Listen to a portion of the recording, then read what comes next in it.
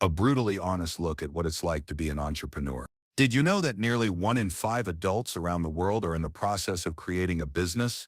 5.5 million new businesses were launched in 2023.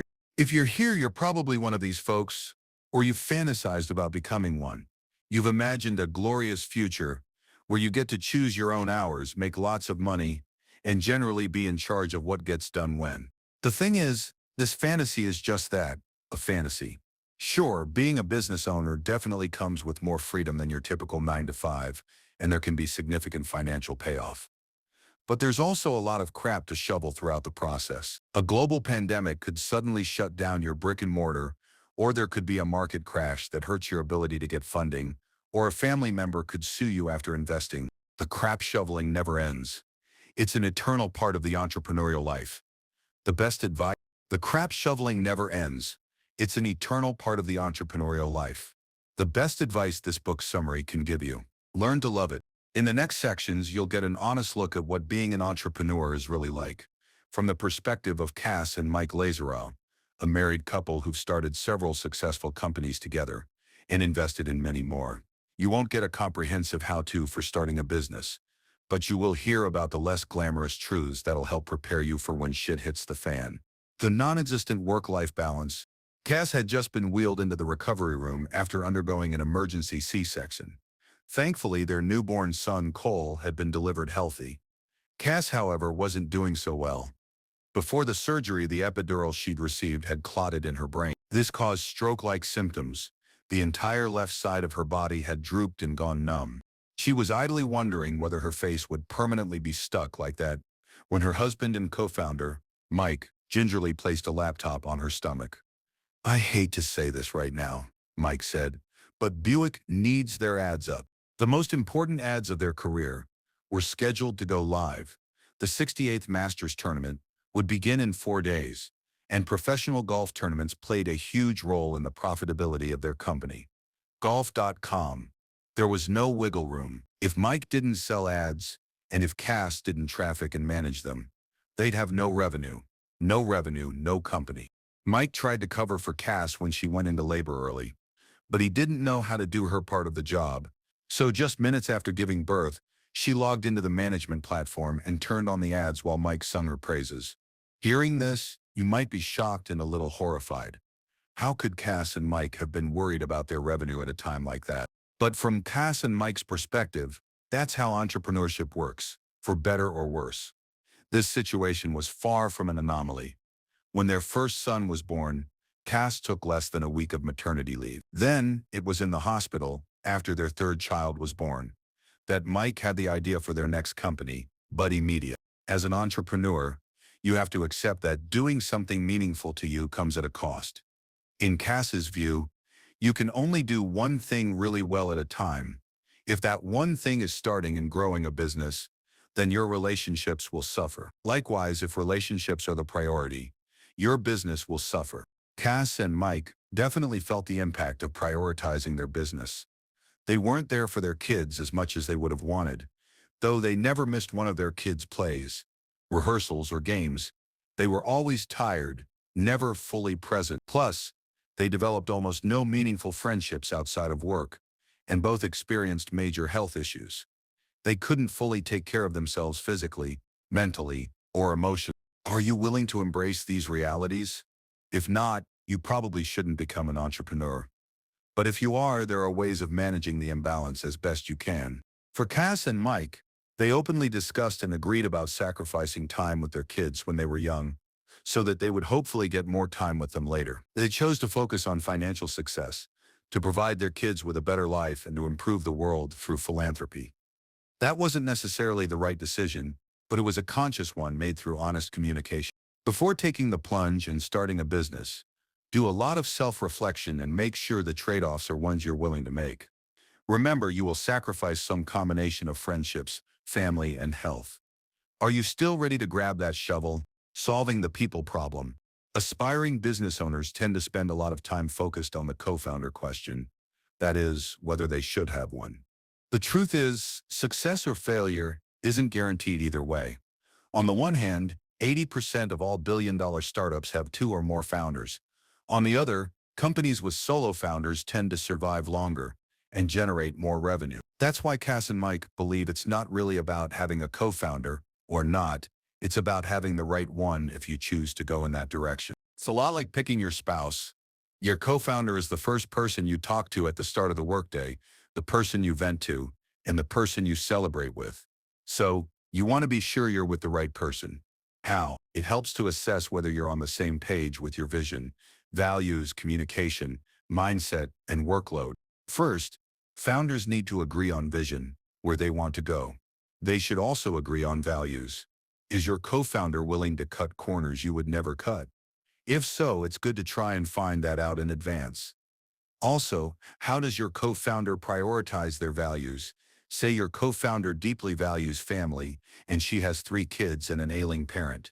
How might that affect her commitment to the business? Communication is also essential. You need to be able to openly give honest, constructive feedback and discuss difficult issues. A whopping 65% of startups fail due to founder conflict. If you can't handle regular disagreements, you won't be able to handle the big oh shit moments either. Strong partnerships require a shared growth mindset, the belief that talent can be developed through hard work, good strategies, and input from others. Co-founders should both believe in each other's ability to embrace challenges, learn from criticism, and get inspired. Finally, co-founders need to share the workload and be equally committed to doing what it takes for the company to succeed.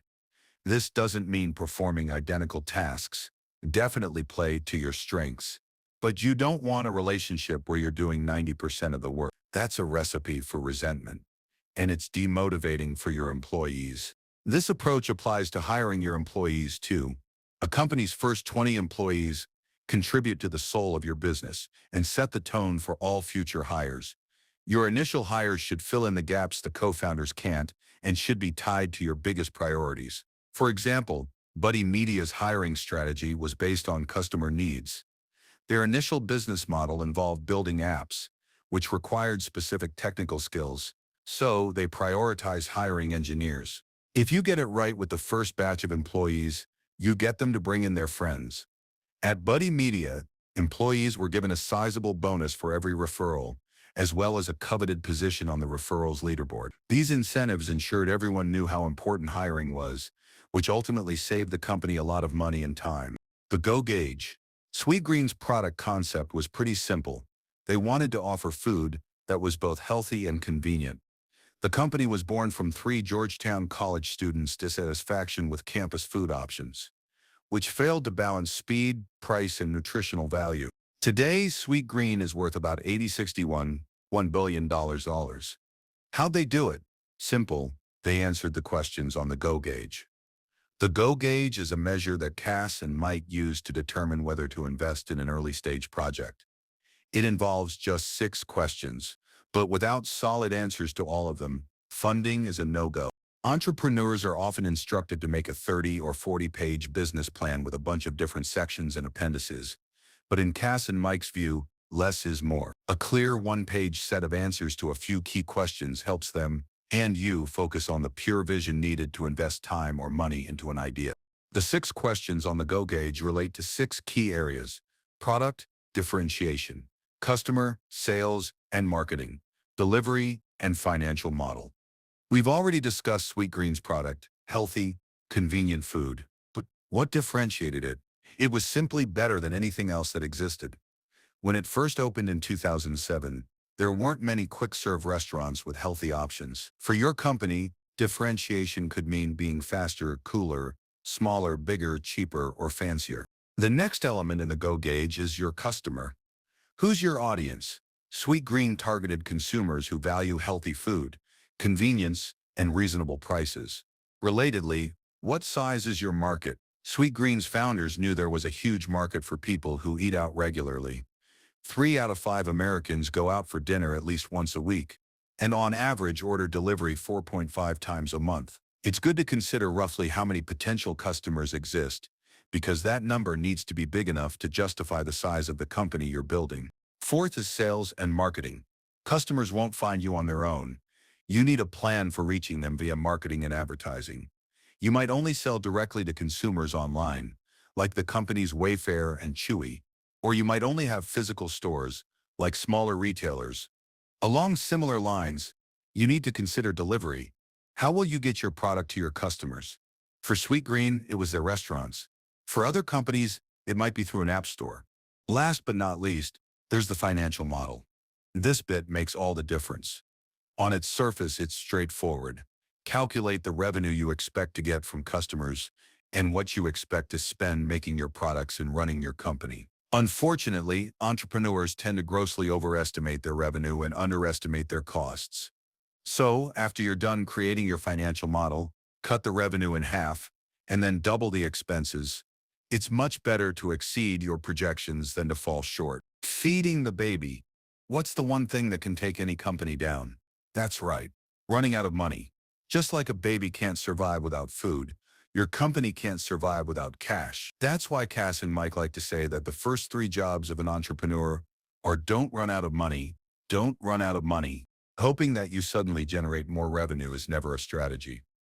You need to focus your efforts on concrete ways of getting funds, and that means fundraising. Yes, fundraising can feel scary and awkward, but embrace the crap because you're going to have to do it. Fundraising starts with your mentality. The most important thing is believing in your company and yourself. Think about it like this. You're not asking for money, you're offering investors an opportunity. In the end, the worst thing that can happen is that they say no. Founders typically end up paying for the startup costs themselves, at least initially. That's what Kass and Mike did to get golf.com off the ground. Buying computers, software licenses, office supplies, and so on. For you, this might mean leasing a space for a restaurant or hiring engineers. Also, know that you'll likely have to forego a salary and work out of an apartment or garage, just like the founders of Google, Apple, Amazon, and Disney. By investing what you can early on, you're showing investors you're sharing the financial risks. But when your business needs more than you have, look to outside sources, angel investors like friends, colleagues, and family venture capital firms, strategic investors, lending institutions, grants, or corporate programs. Friends, colleagues, and family members are your first source as a first-time entrepreneur. Each of Jeff Bezos' siblings invested $10,000 in Amazon. Now, each stake is worth more than $1 billion. But remember, things don't always work out as planned. When friends and family invest, you're risking your relationships as well as their money. Be sure to over-communicate about risks and timelines, and assure them they should only invest money they're willing to lose. If you're raising venture capital, remember that VCs are professional investment firms whose primary responsibility is stewarding their investors' money. They know a lot more about deal terms than you do, and will act in their investors' best interest when things go sideways. So choose your partners deliberately. Find ones who share your values and vision, offer simple and mutually beneficial terms, and provide tangible value. Finally, avoid shotgun marriages with VCs who are trying to get you locked into an unfavorable commitment. One final bit of advice: always be in fundraising mode. This doesn't necessarily mean you're actively raising money at all times, but it does mean expanding your network and building relationships. Show people you care about them, regardless of what they might give you in return. Sitting and shoveling. In the 1950s, Stanford MBA student Phil Knight believed the American fitness industry was about to explode. He wrote his thesis on the athletic shoe market and eventually went on to found the company Nike. But before Nike became the company we know today, Knight had to do a lot of shoveling. First, he traveled to Japan and convinced the head of Tiger running shoes to give him the exclusive right to sell their shoes in the western United States. Then he started selling the shoes out of the back of his car at track events. Today, Nike generates $50 billion in annual revenue. But the first $1 million came from Knight's hyper-focus on his main priority, selling shoes. Knight's example proves that hyper-focusing from the start is critical to a business's long-term success. With the right planning and focus, you can prioritize the few most important aspects of your business and execute them well. To determine your company's priorities, first imagine you have a gallon jug. You need to fill it with big rocks, sand, and pebbles. If you start with the small stuff, the sand and pebbles, you won't fit all the big rocks inside. That changes if you start with the big rocks instead. Then add the sand and pebbles to fill in the gaps. This is a metaphor for your company's priorities. The big rocks are your organizational priorities, the stuff that should be taking up most of your time and bandwidth.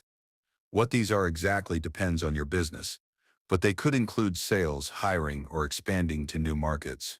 The pebbles are things that will matter in the next 12 months. For Buddy Media, these included meeting with potential investors, having breakfast with potential future employees, and brainstorming product extensions. None of them were immediately critical, but they all mattered later on. Finally, the sand is all the small stuff that doesn't differentiate your business, but nevertheless needs to get done. It's paying payroll, filing taxes, and closing the financials. Once you've determined your priorities, you can create a plan. Without a plan, you have no idea where you're going and what success looks like. Your plan should include attainable, specific, relevant, and time-bound goals. Every rock you prioritize needs an associated metric that will tell you whether or not you succeeded. For instance, if sales are the #1 goal, how do you know whether you're doing well? If you're focused on hiring, it's how many people, what types of people, and by when. Don't forget to write your plans down. If you and your employees can't refer to the plan at any time, your plan doesn't actually exist. Coming up with the plan and then acting on it is a key part of your everyday shoveling. By hyper-focusing on your most important priorities, you ensure you're not spreading yourself too thin and that you can execute as well as possible. The love of the shovel. Before Instagram became Instagram, it was a little-known app called Bourbon. Bourbon was essentially a gamified version of the location app Foursquare, in which users earned points for checking into local businesses. Its founder, Kevin Systrom, created it as a side project while learning to code. Bourbon wasn't exactly a hit. Nonetheless, Kevin didn't quit. He believed Bourbon had a unique feature, the one that allowed users to post pictures with friends. So he stripped away almost everything from the app except for that feature, plus the ability to add a filter, like and comment on photos. He renamed the app Instagram. Later that same year, Apple named Instagram the iPhone app of the year. Soon after, Kevin sold Instagram to Facebook for $1 billion. Kevin faced and succeeded at something most entrepreneurs will encounter eventually, the pivot. Pivoting is one of the scariest challenges a founder can face. Pivots require you to rethink everything about your company, from teams to financing to technology and more. Chances are, you'll need to pivot at some point. Entrepreneurs rarely get it all right on their first try. Kevin didn't, and neither did Kass and Mike. Why pivot? There can be many reasons.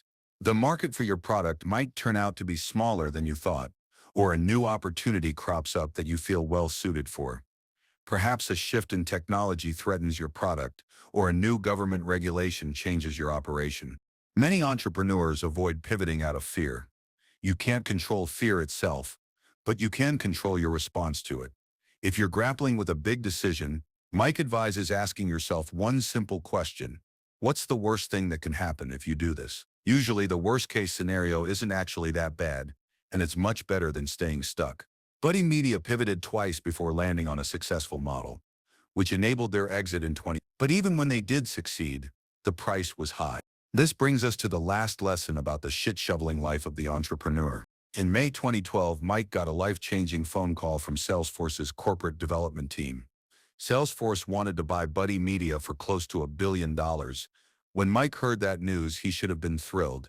Instead, he felt numb. His family life was in shambles, his health was declining, and he'd recently received crushing feedback from a leadership coach.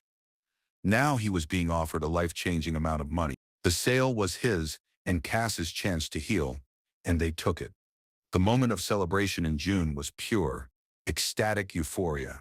Mike received a standing ovation in a Soho hotel ballroom full of Buddy Media employees, while Kass cheered from the front row, her eyes radiating joy.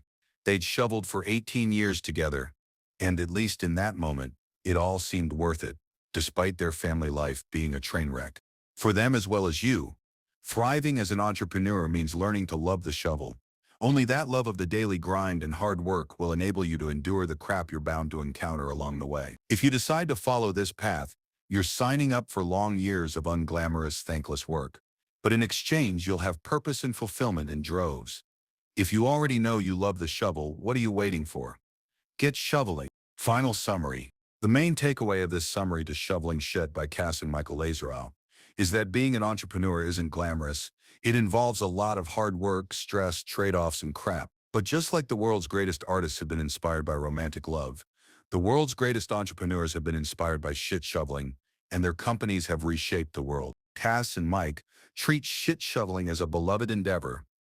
They share in every business stage, from fundraising to hiring to marketing and pivoting, and all the steps in between. If you too are a shovel lover, the entrepreneurial life may be for you. Okay, that's it for this speed read. We hope you enjoyed it. If you can, please take the time to subscribe.